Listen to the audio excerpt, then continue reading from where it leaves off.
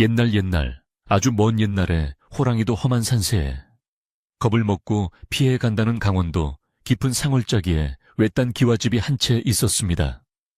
사방이 높은 산으로 둘러싸여 있어 해가 뜨는 시간보다 지는 시간이 더 빨랐고 밤이 되면 산짐승 우는 소리만이 정막을 깨우는 그런 곳이었습니다. 사람의 발길이 닿기 어려운 첩첩산중이었지만 이곳에는 세속의 명예나 부귀영화보다는 책 읽는 즐거움과 자연의 이치를 사랑하는 젊은 선비 민준이 살고 있었습니다.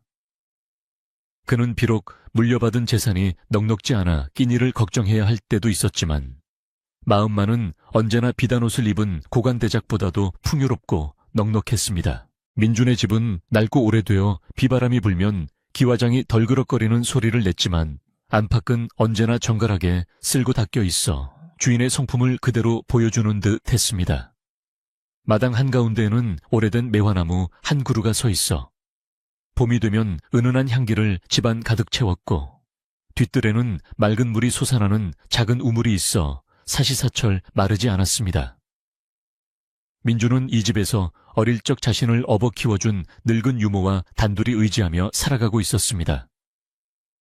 유모는 허리가 굽고 눈이 침침했지만 민준을 위해서라면 찬물에 손을 담그는 일도 마다하지 않으며 친어머니처럼 그를 보살폈습니다. 어느 해 겨울은 유난히도 춥고 눈이 많이 내렸는데 산골 마을의 겨울은 그 깊이가 달라 한번 눈이 내리기 시작하면 처마 밑까지 쌓이기 일쑤였습니다.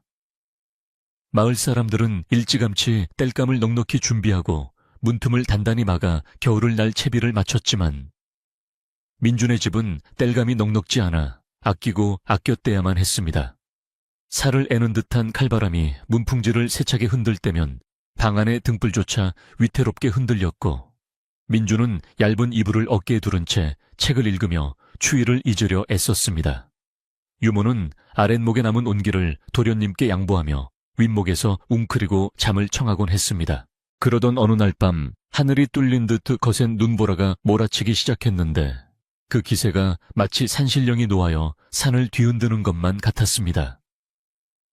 바람소리가 어찌나 큰지 집 기둥이 뽑혀 나갈 듯 삐걱거렸고 밖은 한 치 앞도 분간할 수 없을 만큼 하얀 눈 세상으로 변해버렸습니다.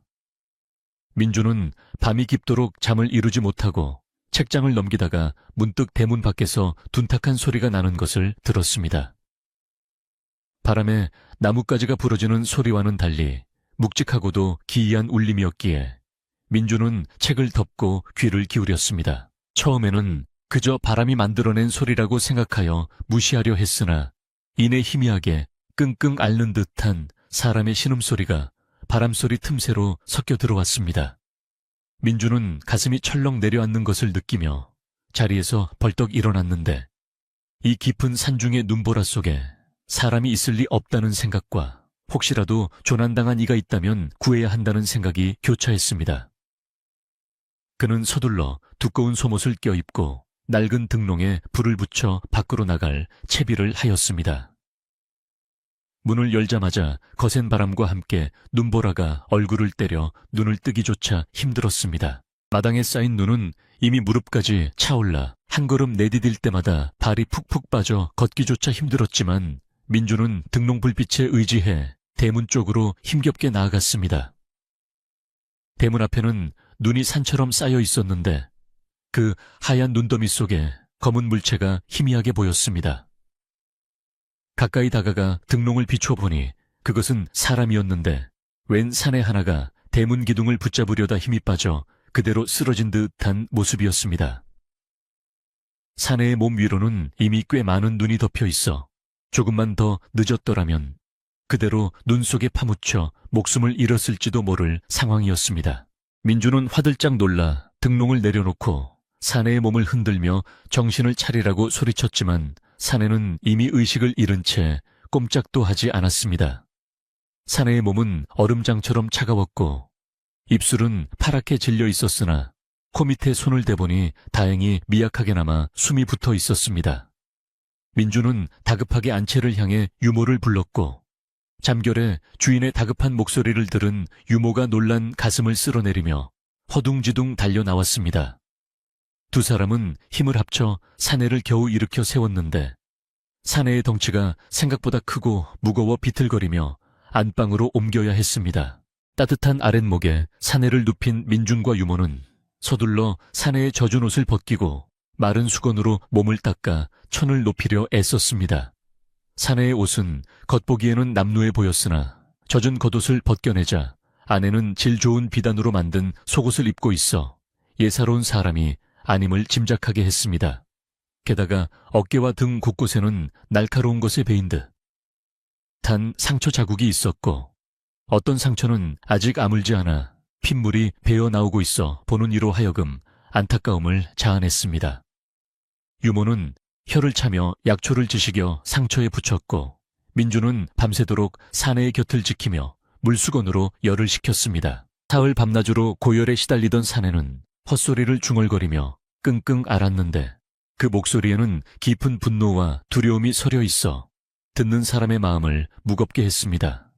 민주는 사내가 뱉어내는 알 수 없는 말들을 들으며 그가 겪었을 모진 풍파를 짐작할 뿐이었고 지극정성으로 약을 다려 먹이며 제발 깨어나기만을 간절히 기도했습니다.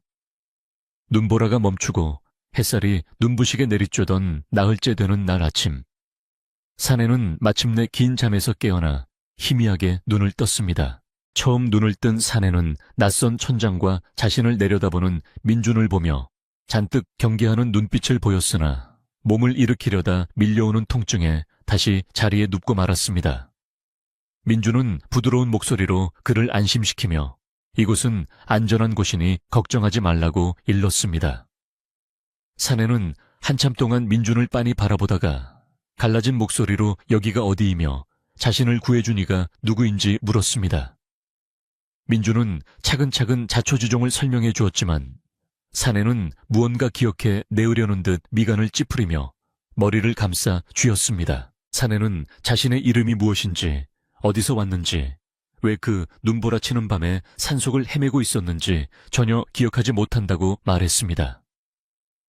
머릿속이 하얀 안개로 가득 찬 것처럼 아무것도 떠오르지 않는다며 괴로워하는 사내를 보며 민주는 혹시 머리를 다쳐 기억을 잃은 것은 아닌지 걱정스러워했습니다. 민주는 사내에게 억지로 기억을 떠올리려 하지 말고 몸이 다 나을 때까지 편히 쉬라고 권하며 이름이 생각날 때까지 이름 없는 사람이라는 뜻의 무명이라고 부르기로 했습니다.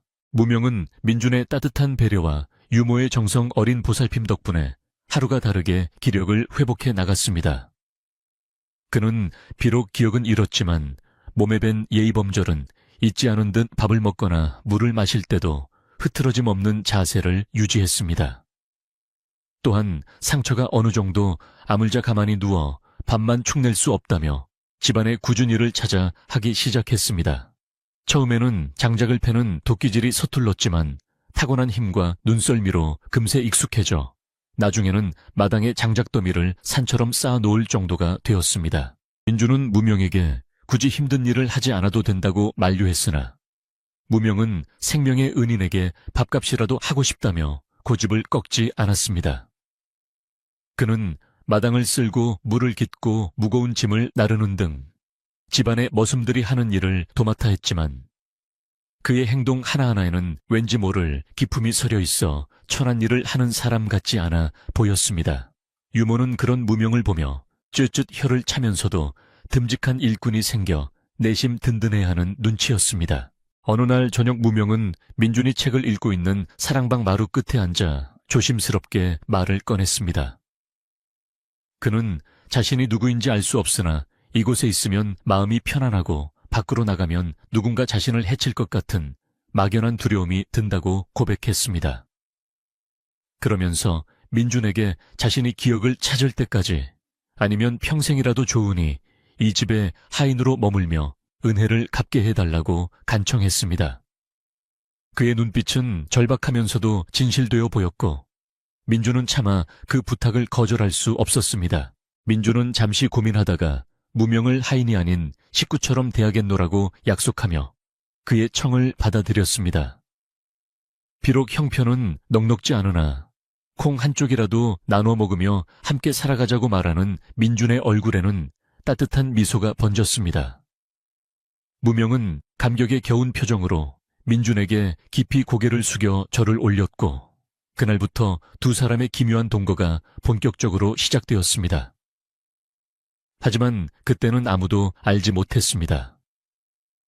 이 우연한 만남이 훗날 조선 팔도를 뒤흔들 엄청난 사건의 시작이 될 줄은, 그리고 무명의 잃어버린 기억 속에 얼마나 큰 비밀이 숨겨져 있는지는 꿈에도 상상하지 못했습니다. 시간이 흘러 겨울이 깊어지고 산골 마을에는 다시 고요한 평화가 찾아왔지만 마을 사람들 사이에서는 민준의 집에 낯선 사내가 들어와 살고 있다는 소문이 조금씩 퍼지기 시작했습니다. 사람들은 굴러온 돌이 누구인지 궁금해하며 기웃거렸고 개 중에는 무명의 범상치 않은 외모를 보고 수군거리는 이들도 있었습니다. 하지만 무명은 개의치 않고 묵묵히 민준의 곁을 지키며 집안일을 돌봤고 민준은 그런 무명을 친형제처럼 아꼈습니다. 어느 맑은 날 오후 민준이 마당에 나와 매화나무 가지를 살피고 있을 때 무명이 다가와 따뜻한 차 한 잔을 건넸습니다. 찻잔을 건네는 손길과 찻잔을 받쳐든 모양새가 흡사 궁중에 다래를 배운 사람처럼 우아하여 민준은 순간 멈칫했습니다. 민준은 무명의 손을 물끄러미 바라보다가 농담처럼 자네는 어쩌면 아주 귀한 집 자제였을지도 모르겠네 라고 웃으며 말했습니다.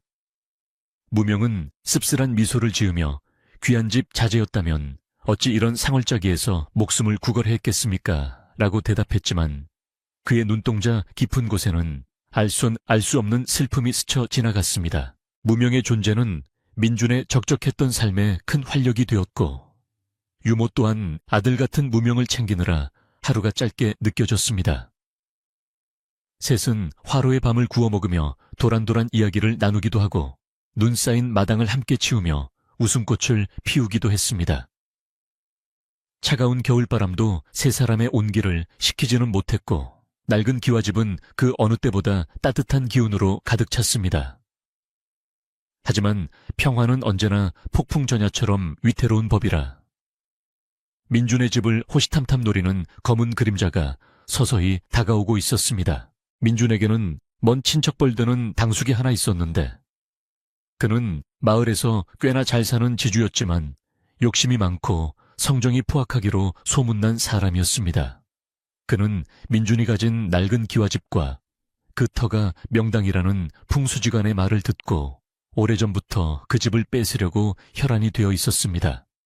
당숙은 민준이 가난하여 빚을 지거나 실수를 하기를 기다리고 있었는데 마침 정체불명의 사내를 집에 들였다는 소문을 듣고 쾌재를 불렀습니다. 당숙은 무명이 혹시 도적대의 일원이거나 나라에서 쫓는 죄인일지도 모른다고 생각하며 이를 빌미로 민준을 협박하여 집을 뺏을 궁리를 하기 시작했습니다.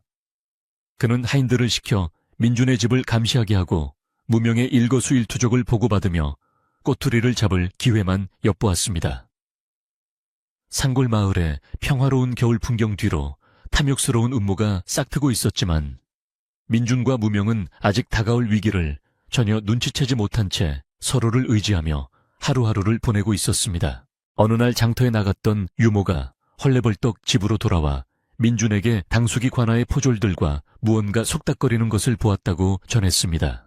민준은 대수롭지 않게 여기며 당숙께서 관에 볼 일이 있으셨나 봅니다 라고 넘겼지만 유모의 표정은 어두웠습니다. 유모는 여자의 직감으로 불길한 기운을 느꼈고 특히 무명을 바라보는 당숙의 하인들 눈빛이 예사롭지 않음을 감지했습니다. 그날 밤 무명은 잠을 이루지 못하고 마당에 나와 서성거렸는데 밤하늘에 뜬 달을 올려다보며 잃어버린 기억의 조각을 맞추려 애썼습니다. 머릿속에서 번쩍이는 칼날과 붉은 피, 그리고 누군가의 비명소리가 스쳐 지나갈 때마다 극심한 두통이 밀려왔습니다.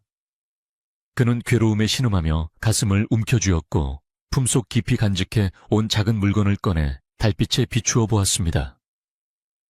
그것은 용의 문양이 정교하게 새겨진 작은 장도였는데 그는 자신이 왜 이것을 가지고 있는지조차 알지 못했습니다. 겨울의 기세가 한풀 꺾이고 처마 밑의 고드름이 수정처럼 맑은 물방울을 뚝뚝 떨어뜨리기 시작할 무렵 무명은 민준의 집안 생활에 완전히 녹아들어 있었습니다.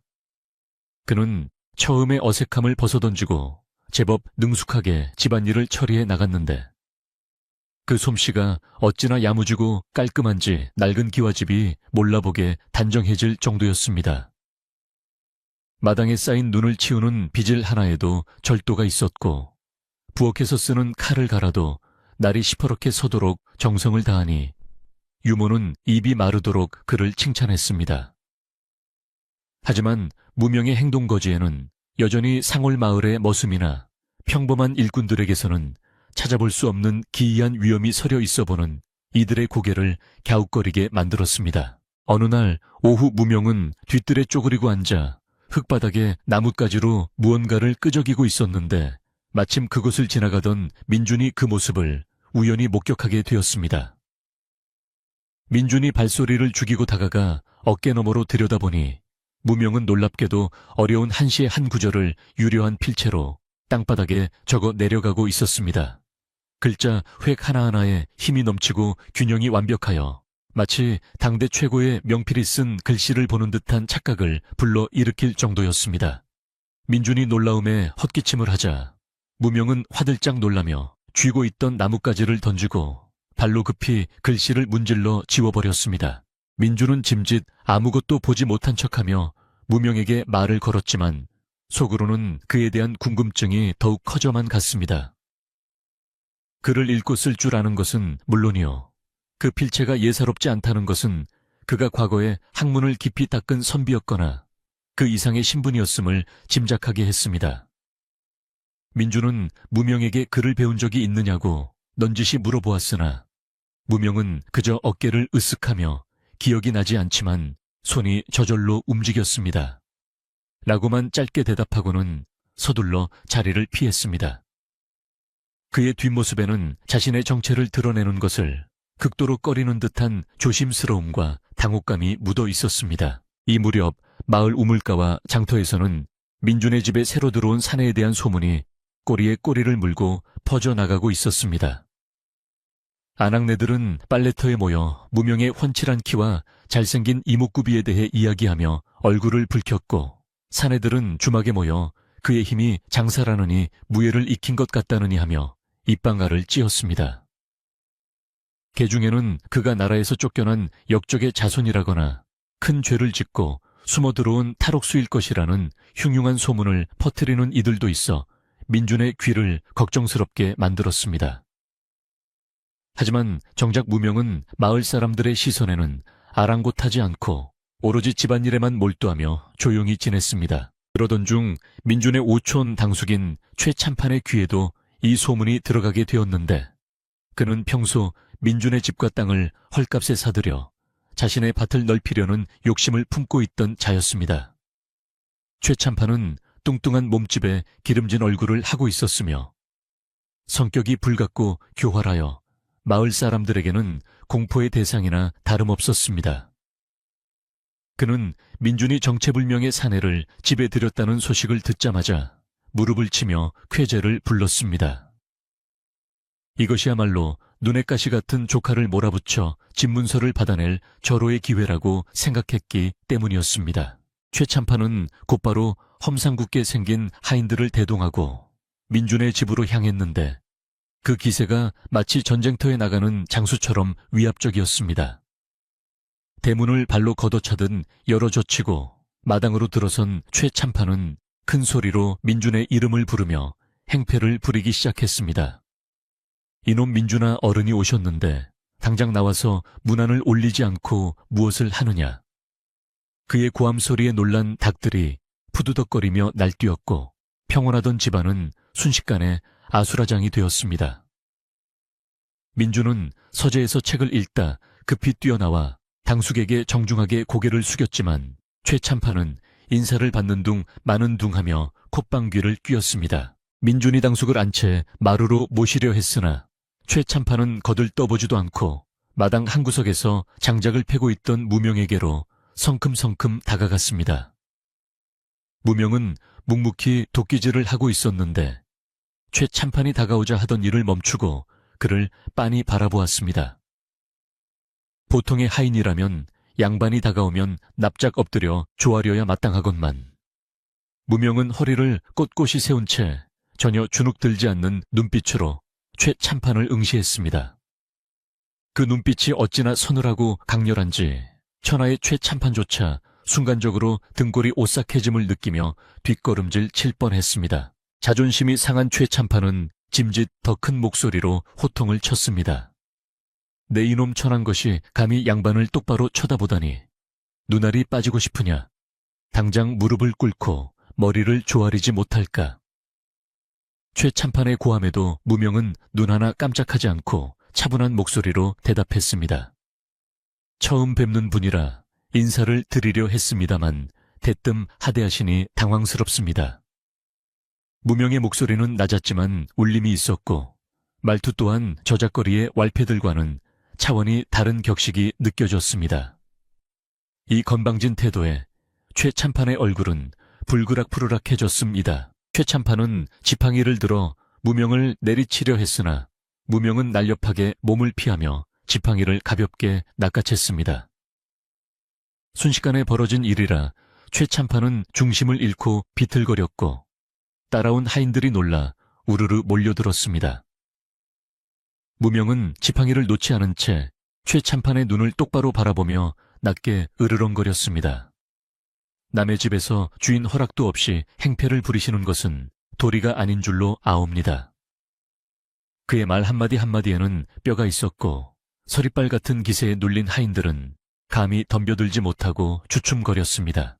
이 광경을 지켜보던 민준이 황급히 달려와 무명을 말리고 당숙에게 사죄를 올렸습니다. 당숙 어른, 이 사람은 기억을 잃고 갈 곳이 없어 제가 거둔 불쌍한 이입니다. 아직 예법을 몰라 실수를 범했으니 부디 너그러이 용서해 주십시오. 민준은 무명의 팔을 잡아 뒤로 물러서며 머리를 조아렸지만 최 참판의 분노는 쉽게 가라앉지 않았습니다. 그는 씩씩거리며 민준을 향해 삿대질을 해댔습니다.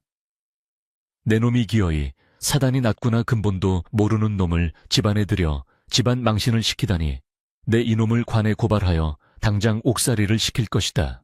최 참판은 무명을 가리키며 저놈 눈빛을 보니 필시 사람을 죽이고 도망친 살인귀가 분명하다며 억지를 부렸습니다. 그는 민준에게 당장 저놈을 내쫓지 않으면 촌수 관계를 끊고 문중회의를 열어 민준을 족보해서 파버리겠다고 협박했습니다. 또한 저런 위험한 자를 숨겨준 죄를 물어 집과 땅을 관해 몰수당하게 만들겠다며 으름장을 놓았습니다. 민준은 억울하고 분했지만 당숙의 기세가 워낙 흉흉하여 감히 대꾸하지 못하고 입술만 깨물었습니다. 최 참판은 분이 풀리지 않는지 마당에 있던 물동이를 발로 차 깨뜨리고는 씩씩거리며 대문을 나갔습니다. 최 참판과 하인들이 폭풍처럼 휩쓸고 지나간 뒤 마당에는 깨진 물동이 조각과 흐트러진 장작더미만이 덩그러니 남았습니다. 무명은 깨진 조각들을 묵묵히 주워 담으며 민준에게 다가가 고개를 숙였습니다. 선비님, 저 때문에 곤란한 일을 겪으셨습니다. 송구합니다. 무명의 목소리에는 깊은 자책감이 배어 있었고 민준은 그런 무명의 어깨를 감싸주며 고개를 저었습니다. 아니네 자네 잘못이 아니야. 당숙께서 원래 욕심이 많으신 분이라 트집을 잡으려 하신 게지. 자네는 아무 걱정 말고 하던 일을 하게.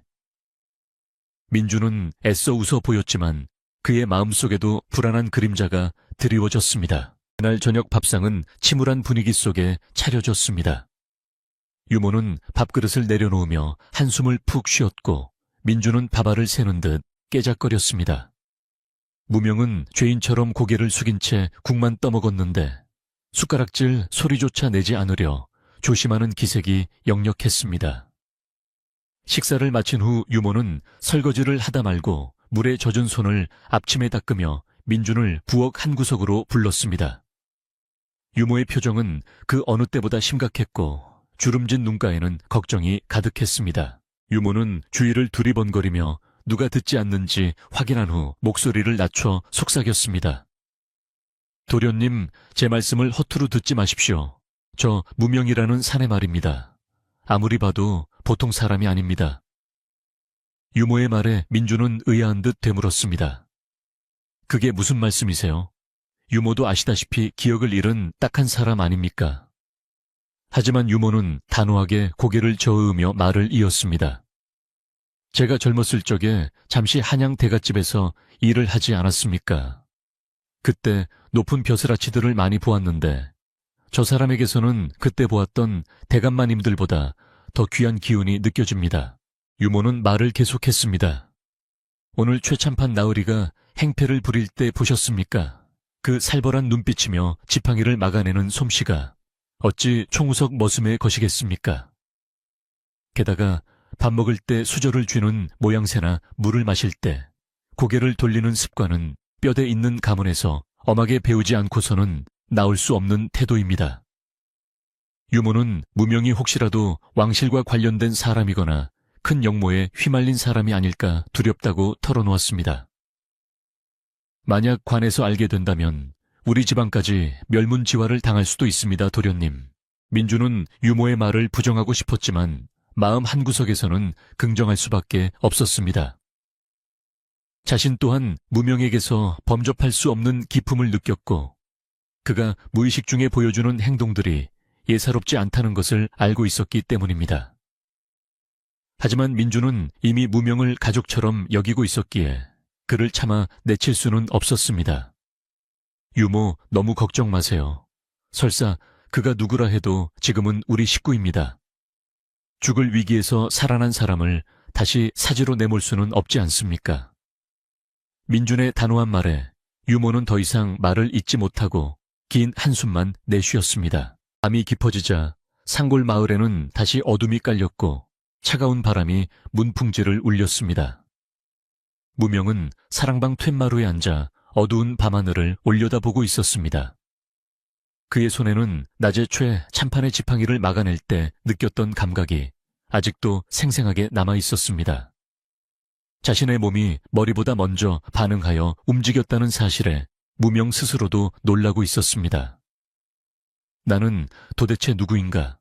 왜 내 몸은 싸우는 법을 기억하고 있는가? 무명은 자신의 정체에 대한 두려움과 혼란스러움에 괴로워하며 머리를 감싸 쥐었습니다. 한편 마을 어귀의 주막에서는 최참판이 붉은 얼굴로 술을 들이키며 하인들과 작당 모의를 하고 있었습니다. 그놈 눈빛이 괘씸하기 짝이 없어 내 기필코 그놈을 요절내고 민준이 놈의 집문서를 손에 넣고 말 테다. 최참판은 탁자를 주먹으로 내리치며 으름장을 놓았습니다. 그는 옆에 앉은 교활하게 생긴 하인에게 은밀한 지시를 내렸습니다.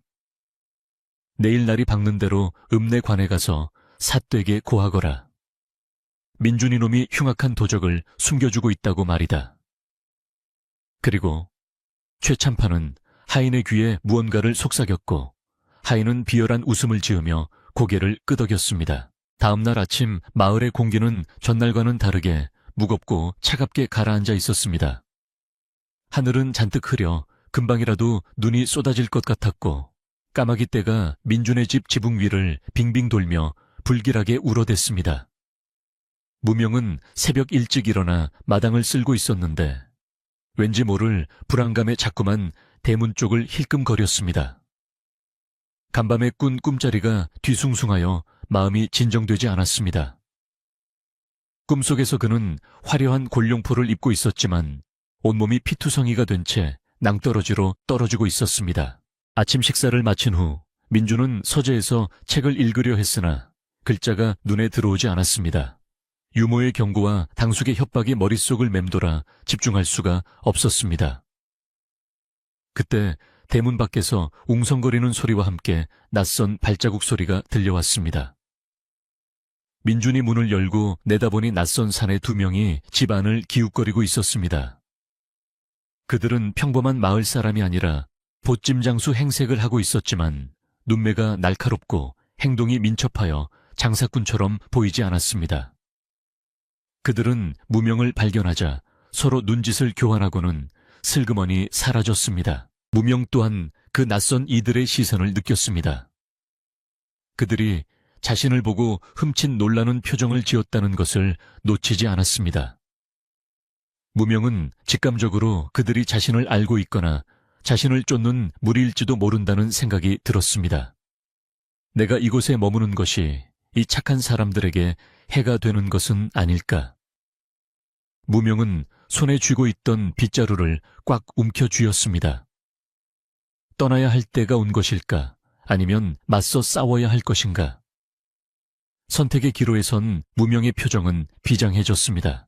그날 오후 최참판은 다시 한번 민준의 집을 찾아왔습니다. 이번에는 혼자가 아니었습니다.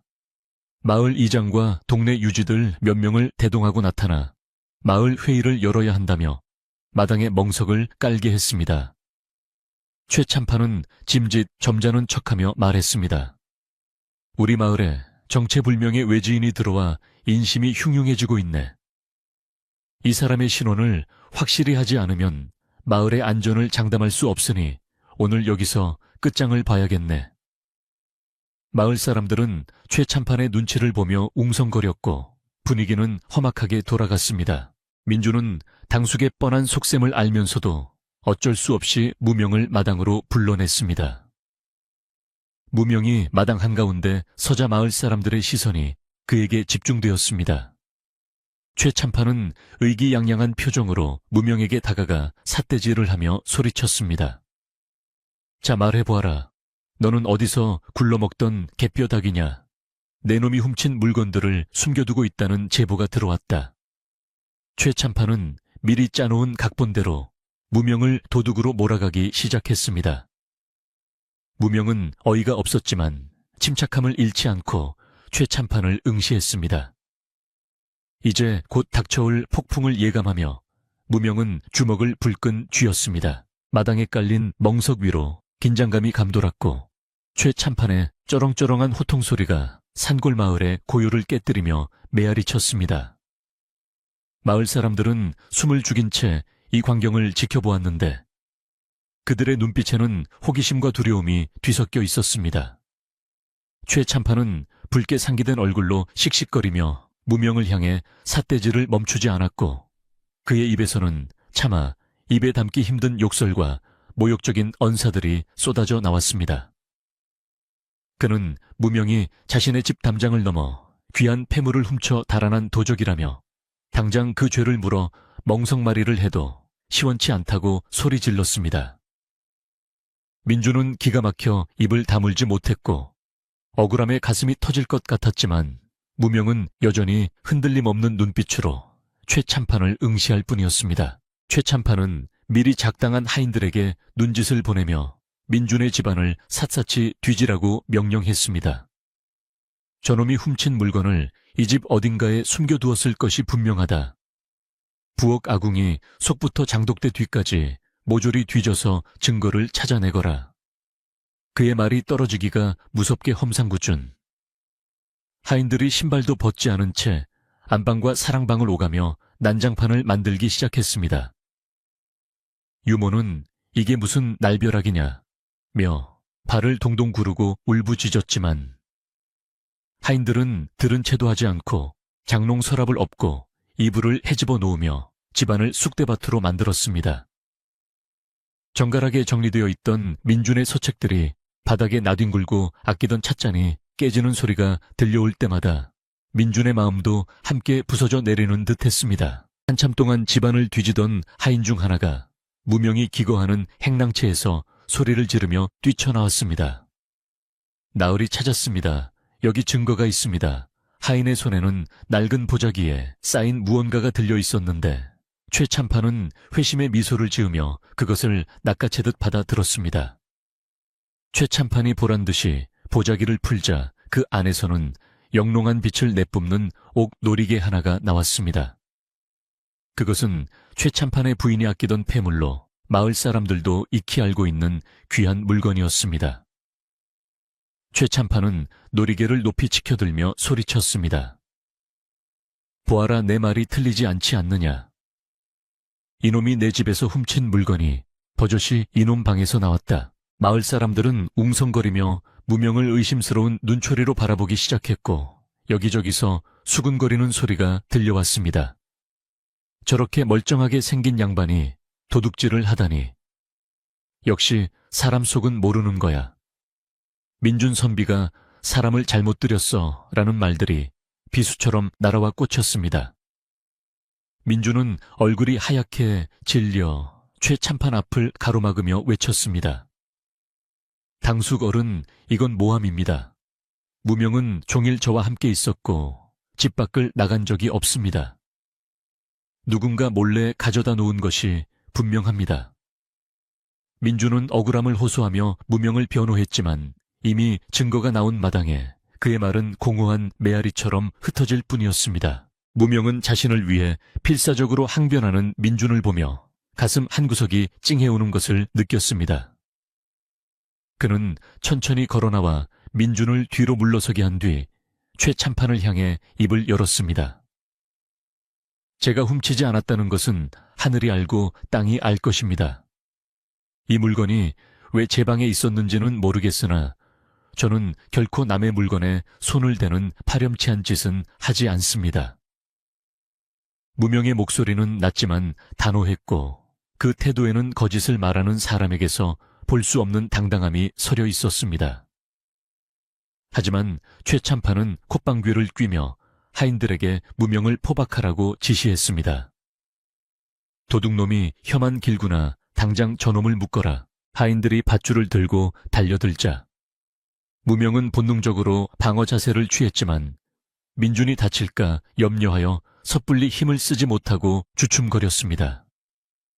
그 틈을 타 하인들이 무명의 팔을 억지로 꺾어 결박하려 했고 민준이 몸을 던져 그들을 말렸습니다. 이 무슨 행패입니까? 아직 관아의 판결도 나지 않았는데 사적으로 사람을 결박하다니요. 국법이 두렵지 않으십니까?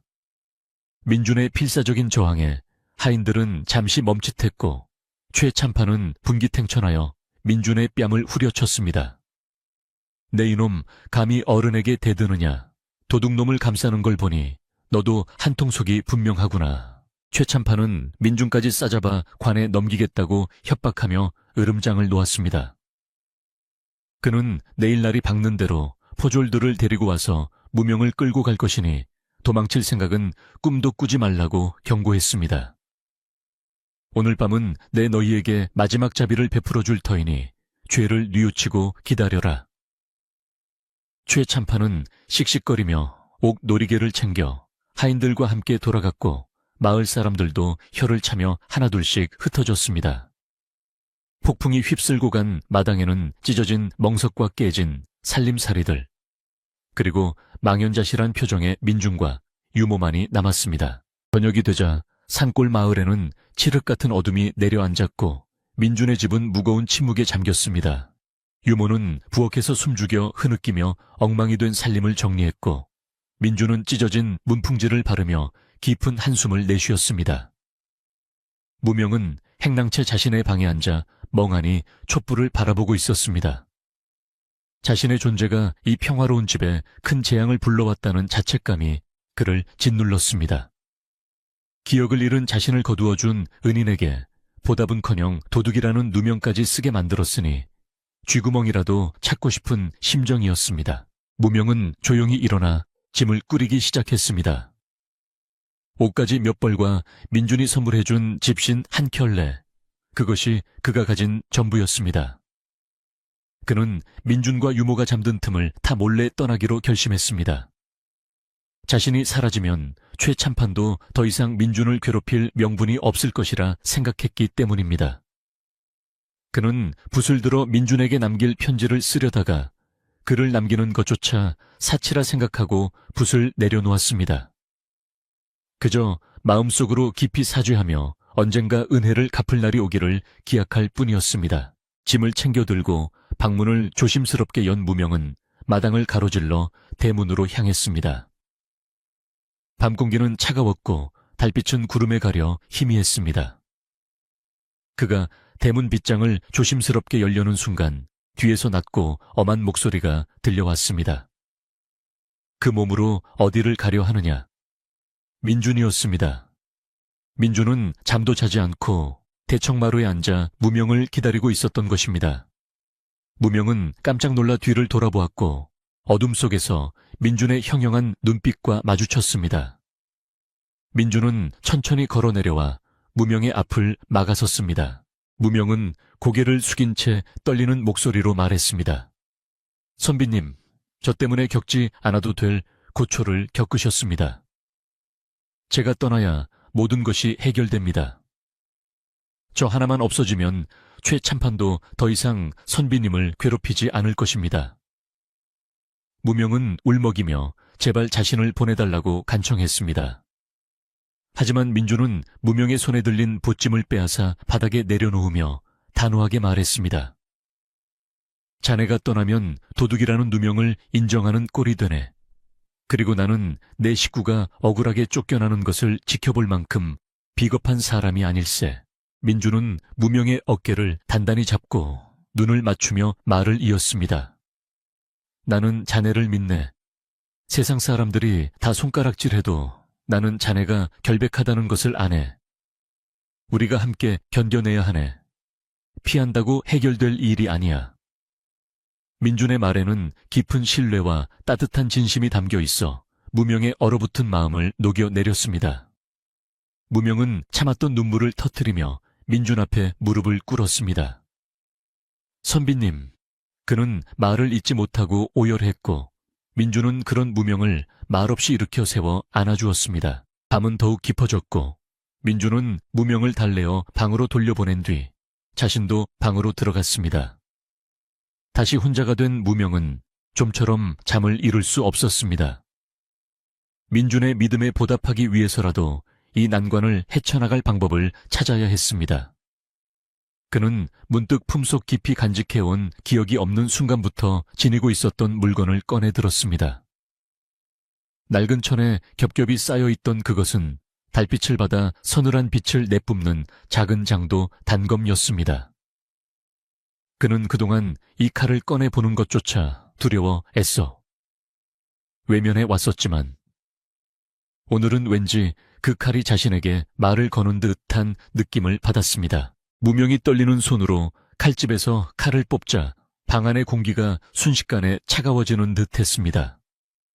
칼날에는 정교하게 새겨진 용 문양이 꿈틀거리는 듯 생생하게 살아있었고 손잡이 끝에는 붉은 보석이 박혀 있어 왕실의 물건임을 짐작하게 했습니다.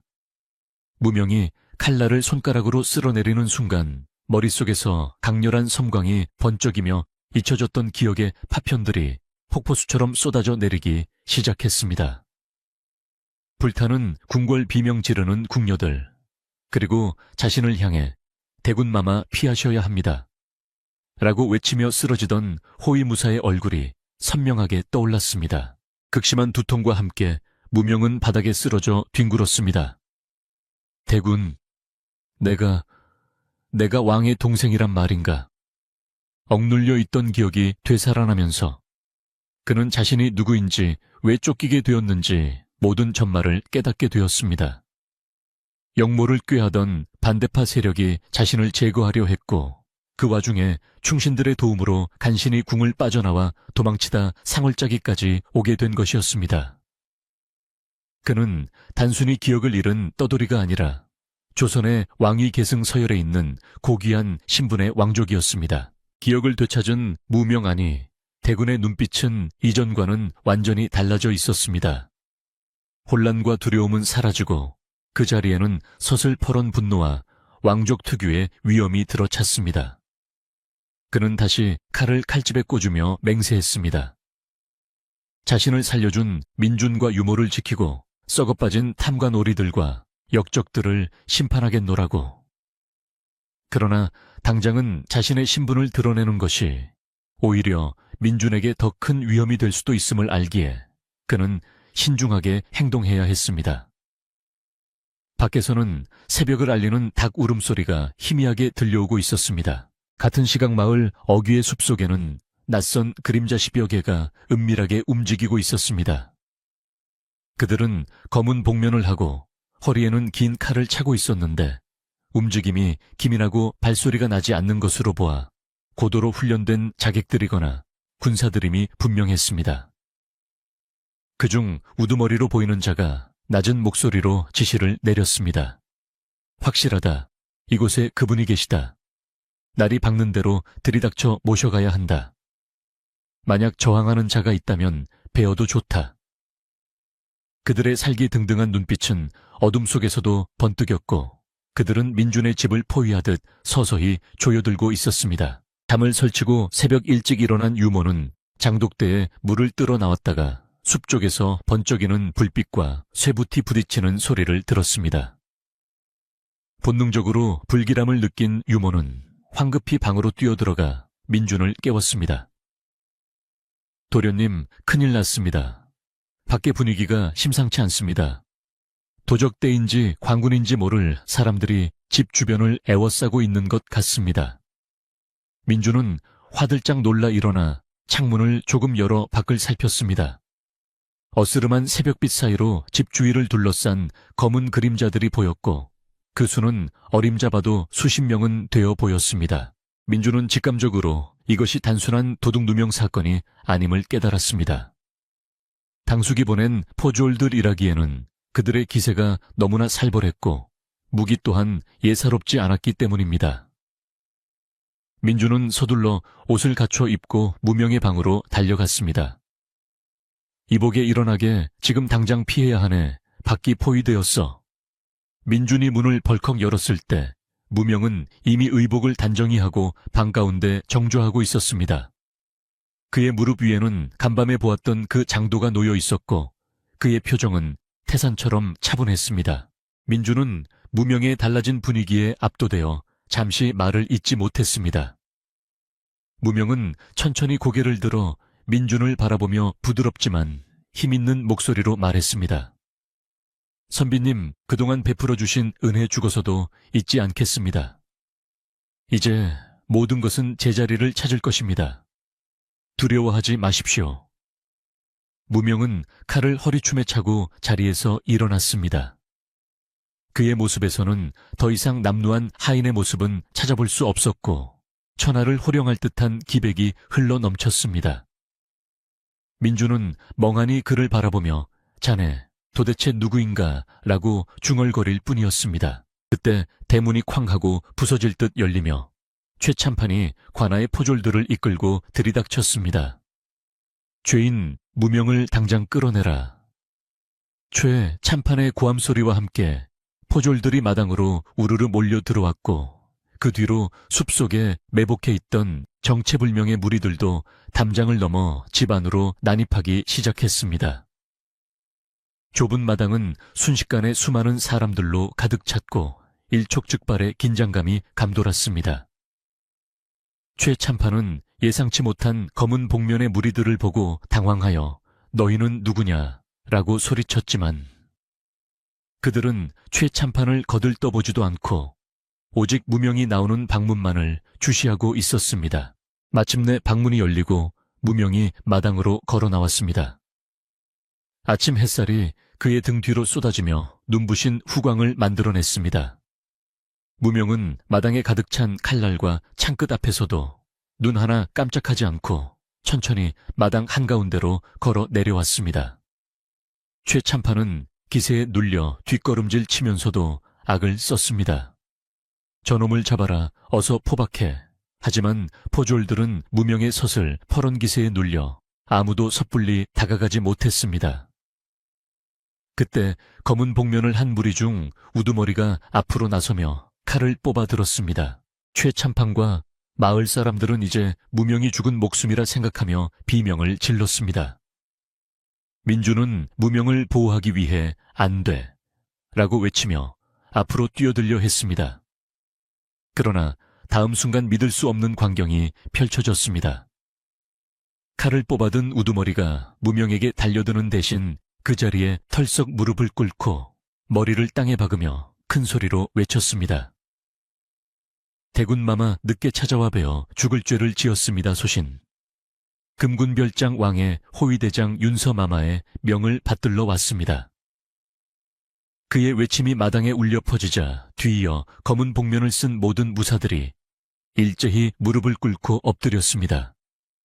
대군마마 환궁하시옵소서. 마당에 울려 퍼진 대군마마라는 외침은 마치 마른 하늘에 날벼락이 떨어지는 것처럼 민준의 집 마당을 순식간에 정적 속으로 몰아넣었습니다. 조금 전까지 기세등등하게 고함을 지르던 최참판의 입이 떡 벌어졌고 무명을 포박하려던 포졸들은 들고 있던 오랏줄을 바닥에 떨어뜨리며 사시나무 떨듯 떨기 시작했습니다. 담장 너머에서 구경하던 마을 사람들도 숨소리조차 내지 못한 채 이 믿을 수 없는 광경을 지켜보았는데 그들의 눈은 공포와 경이로움으로 가득 차 있었습니다. 오직 바람만이 멈춰버린 시간 속을 흐르며 마당에 엎드린 수십 명의 무사들의 옷자락을 펄럭이게 할 뿐이었습니다. 무명하니 대군은 천천히 주위를 둘러보며 자신 앞에 무릎 꿇은 금군별장 윤서에게 다가가 그의 어깨를 가만히 두드렸습니다. 그동안 고생이 많았겠구나. 내 무사한 것을 확인했으니 이제 고개를 들라. 그의 목소리는 더 이상 상월 마을의 순박한 하인의 것이 아니었습니다.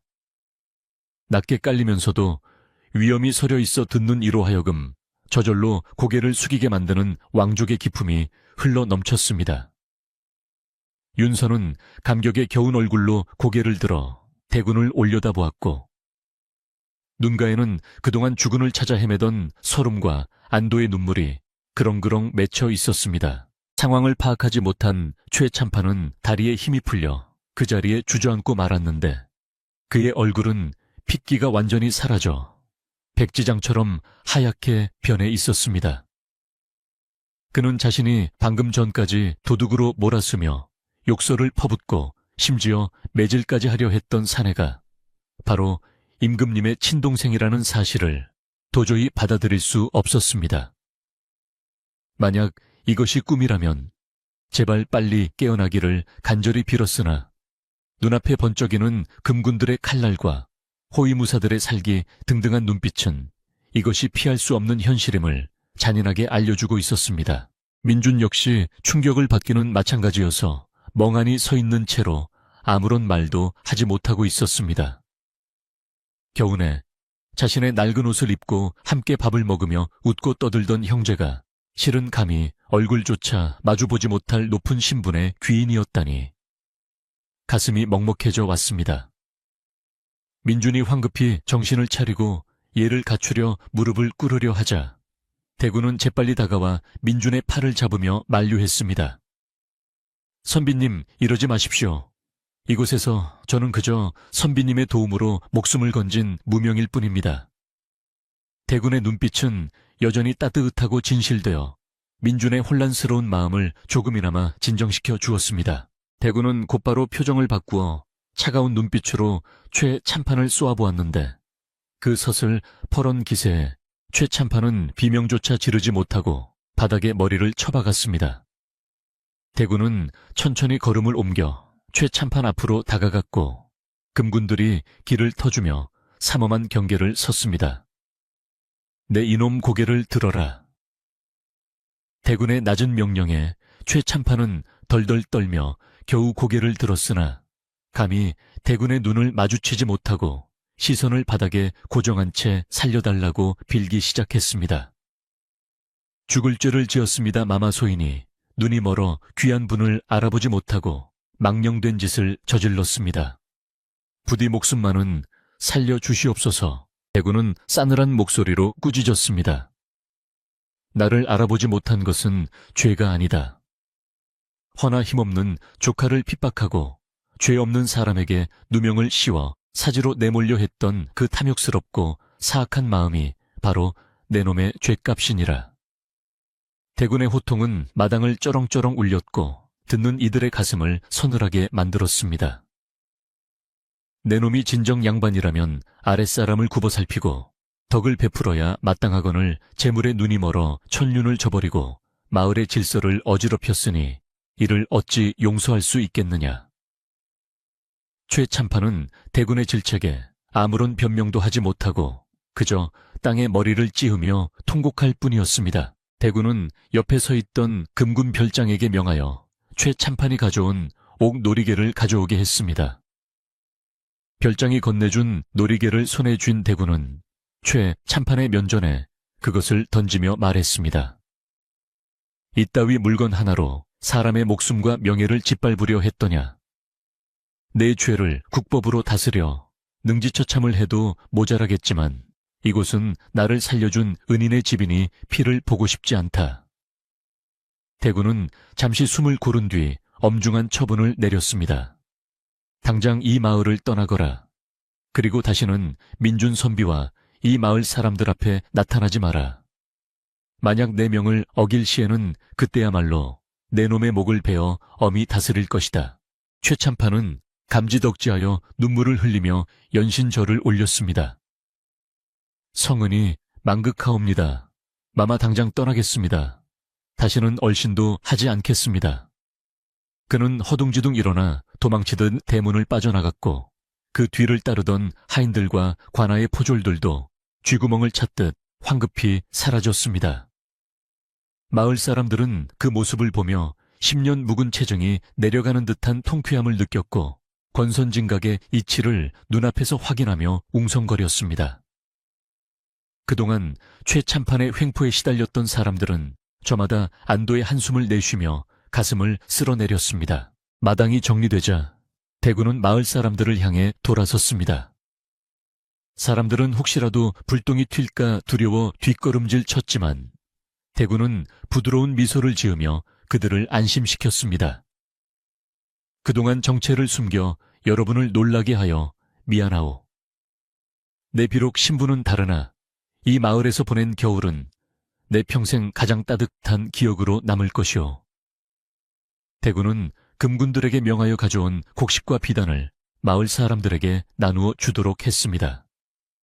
이것은 내가 마을에 머물며 끼친 폐에 대한 작은 보답이니 부디 사양 말고 받아주시오. 뜻밖의 선물에 마을 사람들은 감동하여 엎드려 절을 올렸고 마을에는 훈훈한 기운이 감돌기 시작했습니다. 사람들이 모두 돌아가고 마당에는 다시 민준 유모 그리고 대군과 그의 호위무사들만이 남았습니다.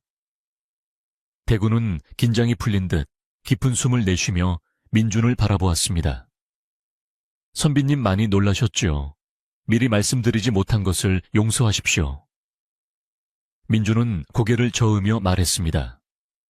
아닙니다. 다 사정이 있으셨겠지요. 목숨을 보전하신 것만으로도 천만다행입니다. 두 사람은 마루에 걸터앉아 그동안 하지 못했던 이야기들을 나누기 시작했습니다.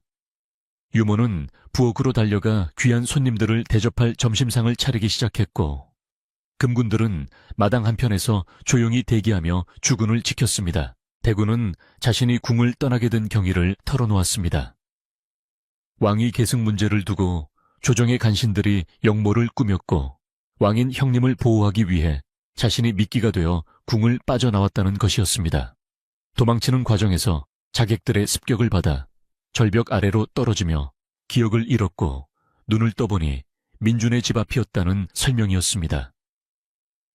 선비님이 아니었다면 저는 이미 이 세상 사람이 아니었을 것입니다. 선비님은 저에게 제2의 생명을 주신 부모님과도 같은 분입니다. 대군의 진심 어린 고백에 민준은 눈시울이 붉어졌습니다. 점심상이 차려지자 마당에는 구수한 밥 냄새와 국 냄새가 퍼져나갔습니다. 비록 산골마을의 소박한 밥상이었지만 금군들이 가져온 고기와 술이 더해져 어느 때보다 풍성한 잔치상이 되었습니다. 대군은 민준 유모와 함께 겸상을 하기를 청했고 신분의 벽을 넘어 한 식구처럼 둘러앉아 식사를 했습니다. 처음에는 어려워하던 유모도 대군이 예전처럼 유모님 김치가 아주 맛이 좋습니다 라며 너스레를 떨자 긴장을 풀고 환하게 웃으며 반찬을 더 얹어주었습니다. 식사를 마친 후 대군은 민준과 함께 집 뒤뜰의 우물가로 산책을 나갔습니다. 겨울바람은 여전히 차가웠지만 햇살은 제법 따스하게 내리쬐어 봄이 멀지 않았음을 알리고 있었습니다. 대군은 우물 속에 비친 자신의 얼굴을 들여다보며 말했습니다. 한양으로 돌아가면 다시 치열한 권력 다툼 속에 살아야겠지요. 하지만 이곳에서의 평화로운 나날들이 저를 지탱해줄 힘이 될 것 같습니다. 그는 민준에게 함께 한양으로 가서 벼슬을 하지 않겠느냐고 넌지시 물었습니다. 자신의 곁에서 나라를 위해 일해달라는 간곡한 부탁이었습니다. 민주는 잠시 고민하는 듯했으나 이내 온화한 미소를 지으며 고개를 저었습니다. 마마, 저는 그저 책 읽기를 좋아하는 상골 선비일 뿐입니다. 벼슬길에 올라 권세를 누리는 것보다는 이곳에서 자연을 벗삼아 안빈낙도하는 삶이 제게는 더 어울립니다. 민준의 거절은 정중하면서도 단호했습니다. 그는 자신이 욕심을 부려 대군의 곁에 머문다면 언젠가 또 다른 오해와 시기를 불러일으킬 수도 있음을 알고 있었습니다. 또한 늙은 유모를 홀로 두고 떠날 수도 없는 노릇이었습니다. 대군은 민준의 뜻을 이해한다는 듯 고개를 끄덕였습니다. 역시 선비님답습니다. 욕심 없는 그 마음이 저를 구했고 또 저를 깨우치게 합니다. 대군은 허리춤에서 자신의 신분을 상징하는 작은 옥패를 꺼내 민준의 손에 쥐어주었습니다. 이것을 가지고 계십시오. 훗날 선비님이나 후손들이 어려움에 처했을 때 이 패를 관하나 궁에 보이면 제가 언제든 달려와 도울 것입니다. 민준은 옥패를 소중히 받아 품에 넣으며 깊이 감사를 표했습니다.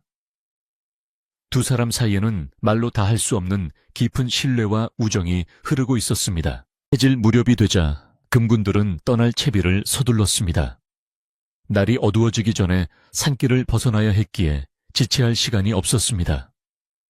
대군은 아쉬운 듯 집안 구석구석을 눈에 담았습니다. 자신이 장작을 패던 마당 밤새 책을 읽던 사랑방, 그리고 따뜻한 온기가 서린 부엌까지 모든 풍경이 애틋하게 다가왔습니다. 유모는 대군이 떠나는 것이 못내 서운하여 보찜에 말린 곶감과 약과를 가득 싸주며 눈물을 훔쳤습니다. 마마 부디 옥체 만강하시고 성군이 되시어 백성들을 굽어 살펴 주시옵소서. 대군은 유모의 거친 손을 잡으며 작별 인사를 건넸습니다. 유모님의 따뜻한 밥상과 정성을 평생 잊지 못할 것입니다. 건강하게 오래오래 사십시오. 그리고 민준을 향해 마지막 인사를 올렸습니다. 형님, 부디 평안하십시오. 제 몸은 궁으로 돌아가지만 마음만은 언제나 이곳 매화나무 아래 머물 것입니다. 대군이 민준을 형님이라 부르자 민준은 놀라움과 감격으로 몸을 떨었습니다. 왕족이 평민에게 형님이라 부르는 것은 전례가 없는 일이었으나 그만큼 대군의 마음속에 민준이 차지하는 비중이 크다는 방증이었습니다. 대군과 금군들이 말을 타고 마을 어귀를 돌아 사라질 때까지 민준과 유모는 대문 앞에 서서 손을 흔들었습니다. 멀어져가는 말발굽 소리가 상골짜기에 메아리쳤고 붉게 물든 노을이 그들의 뒷모습을 장엄하게 비추었습니다. 마을 사람들도 하나둘씩 나와 그 행렬을 지켜보며 자신들의 마을에 왕족이 머물다 갔다는 사실을 두고두고 이야기할 전설의 시작을 목격했습니다. 폭풍 같던 하루가 지나가고 산골 마을에는 다시 고요한 평화가 찾아왔습니다. 밤이 깊어지자 민주는 홀로 사랑방에 앉아 차를 마셨습니다. 찻잔에서 피어오르는 김 사이로 무명 안이 대군과 함께했던 지난 겨울의 추억들이 주마등처럼 스쳐 지나갔습니다. 눈보라치던 밤의 첫 만남부터 장작을 패던 모습, 그리고 오늘 아침의 위험 있는 모습까지. 꿈만 같았던 시간들이었지만 방 한구석에 남아있는 빈자리가 그가 실존했던 인물임을 증명하고 있었습니다. 민주는 창문을 열어 밤하늘을 올려다보았습니다. 유난히 밝은 별 하나가 궁궐이 있는 북쪽 하늘에서 반짝이고 있었습니다. 최참판이 떠난 마을은 예전보다 훨씬 평온해졌습니다. 소장농들은 더 이상 과도한 소장료 걱정을 하지 않아도 되었고 마을의 대소사는 합리적인 의논을 통해 결정되었습니다. 민준의 집은 마을 사람들의 사랑방이 되었고 사람들은 어려운 일이 생기면 민준을 찾아와 지혜를 구했습니다. 민준은 욕심 없이 그들을 도왔고 그의 명망은 날로 높아져 갔습니다. 비록 재물은 넉넉지 않았으나 사람들의 존경과 사랑만으로도 민준의 곳간은 가득 찬 것이나 다름없었습니다. 그러던 어느 날 한양에서 온 전령이 민준의 집을 찾았습니다. 전령은 으리으리한 관복을 입고 있었지만 민준에게 매우 공손하게 예를 갖추며 서찰 하나를 전했습니다. 그것은 대군이 보낸 편지였습니다. 편지에는 궁궐 생활의 고단함 속에서도 민준과의 추억을 떠올리며 힘을 내고 있다는 안부와 함께 곧 태어날 왕세자의 스승이 되어달라는 간곡한 청이 적혀 있었습니다. 민준은 편지를 읽으며 깊은 생각에 잠겼습니다. 상골 선비로서의 삶과 나라를 위한 봉사 사이에서 그의 마음이 흔들리고 있었습니다. 하지만 민준은 이번에도 정중하게 거절의 답신을 썼습니다. 자신은 권력의 중심보다는 백성들의 삶 속에서 작은 등불이 되는 것이 더 행복하다는 뜻을 전했습니다. 대신 자신이 틈틈이 저술한 치국평천에 관한 책 한 권을 편지와 함께 보냈습니다. 그것으로 왕세자의 교육에 조금이나마 보탬이 되기를 바라는 마음에서였습니다. 전령은 민준의 고매한 인품에 감동하여 허리를 굽혀 인사를 올리고 한양으로 돌아갔습니다. 다시 봄이 찾아왔습니다. 마당의 매화나무에는 흐드러지게 꽃이 피었고 벌과 나비가 날아들었습니다. 민준은 마루에 앉아 따뜻한 봄 햇살을 맞으며 책을 읽고 있었고 유모는 텃밭에서 나무를 캐고 있었습니다. 어디선가 불어온 봄바람이 매화꽃잎을 날려 민준의 책장 위에 살포시 내려앉았습니다. 민준은 꽃잎을 집어들고 옅은 미소를 지었습니다. 그 꽃잎이 마치 멀리 있는 아우가 보내온 소식인 것만 같았습니다. 비록 몸은 떨어져 있어도 서로를 위하는 마음만은 시공을 초월하여 이어져 있음을 느끼며 민준은 평온한 하루를 마무리했습니다. 그의 봄이 지나고 여름이 오고 다시 산골 마을에 황금빛 가을이 찾아왔을 때 마을의 풍경은 예전과는 사뭇 달라져 있었습니다. 탐욕스러운 최참판이 쫓겨나고 난 뒤 마을 사람들은 더 이상 과도한 소장료에 시달리지 않아도 되었고 자신이 땀 흘려 거둔 곡식을 곳간에 가득 채울 수 있게 되었습니다. 들판에는 누렇게 익은 벼가 고개를 숙이고 집집마다 감나무에는 붉은 감이 주렁주렁 매달려 풍요로움을 더했습니다. 마을 사람들의 얼굴에는 근심 대신 여유로운 웃음꽃이 피어났고 아이들은 골목길을 뛰어다니며 해맑게 웃었습니다. 이 모든 평화가 민준과 그를 스쳐간 귀한 인연 덕분이라는 것을 마을 사람들은 잊지 않고 있었습니다. 민준의 집은 이제 마을의 구심점이자 사랑방이 되어 저녁이면 마을 사람들이 삼삼오오 모여들어 이야기꽃을 피우는 장소가 되었습니다. 사람들은 맛있는 음식이 생기면 가장 먼저 민준의 집으로 가져와 나누었고 집안에 달소사가 생기면 민준에게 찾아와 조언을 구했습니다. 민준은 촌장이나 이장 같은 직함을 맡지는 않았지만 마을 사람들의 마음속에는 이미 누구보다 존경받는 어른으로 자리 잡고 있었습니다. 그는 여전히 낡은 기와집에서 검소하게 살아가고 있었지만 마음만은 그 어떤 부자보다 풍요로웠고 사람들의 정으로 채워진 그의 삶은 따뜻하기 그지없었습니다. 어느 맑은 가을, 날 한양에서 다시 한번 귀한 행렬이 산골 마을을 찾아왔습니다. 이번에는 군사들이 아니라 왕실의 물건을 나르는 화려한 수레와 궁중의 악사들이 함께였습니다. 마을 사람들은 하던 일을 멈추고 눈을 휘둥그레 뜨며 구경을 나왔고 아이들은 수레 뒤를 졸졸 따라다니며 환호했습니다. 수레가 멈춘 곳은 역시나 민준의 집 앞이었습니다. 궁에서 온 내관은 정중하게 민준을 찾았고 민준이 마루로 나오자 왕실의 문양이 새겨진 비단 족자와 묵직한 상자들을 내려놓았습니다. 그것은 대군이 형님으로 모시는 민준을 위해 보낸 가을 선물과 친필 편지였습니다.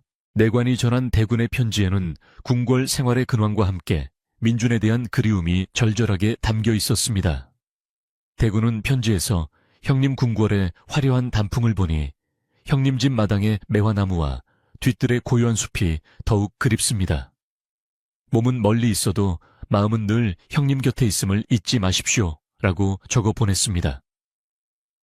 또한 함께 보낸 상자에는 민준이 좋아할 만한 희귀한 서책들과 겨울을 따뜻하게 보낼 수 있는 최상급의 숯, 그리고 유모를 위한 비단 옷감과 보약이 가득 들어 있었습니다.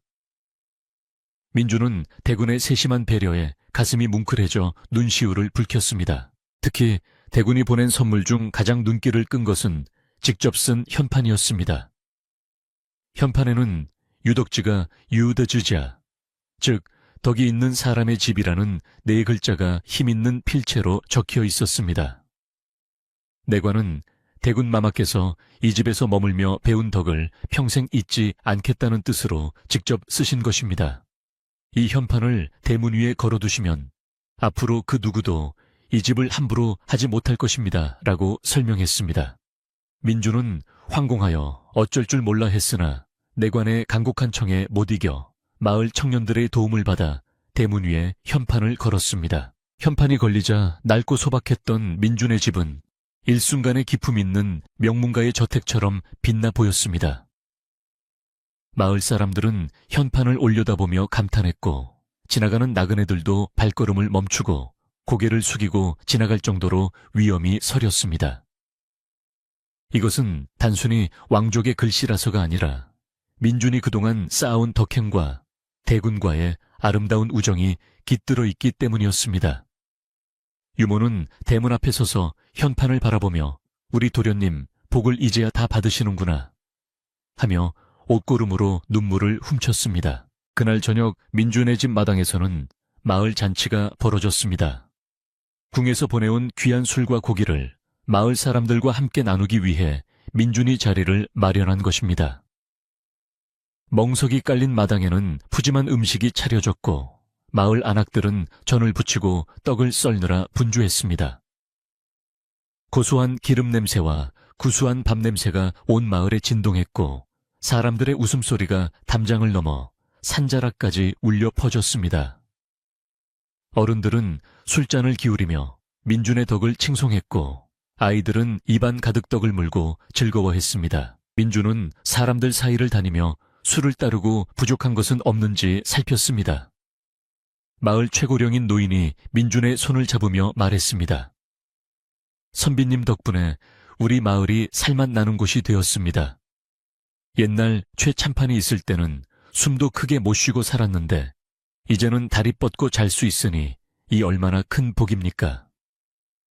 민준은 겸손하게 고개를 숙이며 모두 어르신들이 잘 버텨주신 덕분입니다. 저는 그저 도리를 다했을 뿐입니다. 라고 답했습니다. 그의 겸손한 태도에 사람들은 더욱 감동하며 그를 마음 깊이 따르게 되었습니다. 잔치가 무르익을 무렵 민준은 슬그머니 자리를 빠져나와 뒤뜰 우물가로 향했습니다. 밤하늘에는 둥근 보름달이 환하게 떠 있어 주위를 대낮처럼 밝히고 있었습니다. 민준은 우물가에 앉아 달을 올려다보며 멀리 한양에 있을 대군을 생각했습니다. 지금쯤 대군도 저 달을 보고 있을까 궁궐의 높은 담장 안에서도 이곳에서의 자유로웠던 기억을 떠올리고 있을까 궁금했습니다. 비록 신부는 하늘과 땅 차이만큼 멀어졌지만 사람과 사람으로서 나누었던 진심은 결코 변하지 않을 것임을 믿었습니다. 그때 유모가 따뜻한 차 한 잔을 들고 뒤뜰로 나왔습니다. 도련님, 여기서 혼자 청승맞게 뭐 하십니까? 안에서 사람들이 도련님을 찾습니다. 유모의 타박 섞인 말투에는 깊은 애정이 묻어 있었습니다. 민주는 웃으며 차를 받아 들었습니다. 유모 오늘따라 달이 참 밝네요. 무명, 아니 대군 마마와 함께 이 우물가에서 물을 깃던 생각이 납니다. 유모도 민준의 옆에 앉으며 밤하늘을 올려다보았습니다. 그러게 말입니다. 참 훤칠하고 잘생긴 양반이었죠. 제 평생 왕자님께 밥을 해드릴 줄 누가 알았겠습니까? 두 사람은 지난 겨울의 추억을 이야기하며 소리 없이 웃었습니다. 유모는 민준을 바라보며 진지한 표정으로 말했습니다.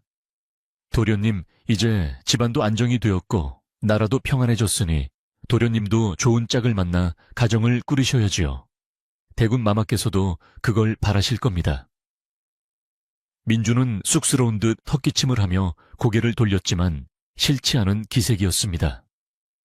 인연이 닿으면 자연스럽게 오겠지요. 지금은 유모와 이렇게 오순도순 사는 것도 좋습니다. 민준의 말에 유모는 아이고 속 터져라며 혀를 찼지만 얼굴에는 흐뭇한 미소가 가득했습니다. 잔치가 끝나고 사람들이 모두 돌아간 뒤 민준의 집에는 다시 고요한 평화가 찾아왔습니다. 마당을 정리하고 방으로 들어온 민준은 대군이 보내준 책을 펼쳐들었습니다. 책장 사이에서 은은한 묵향이 피어올라 방 안을 가득 채웠습니다.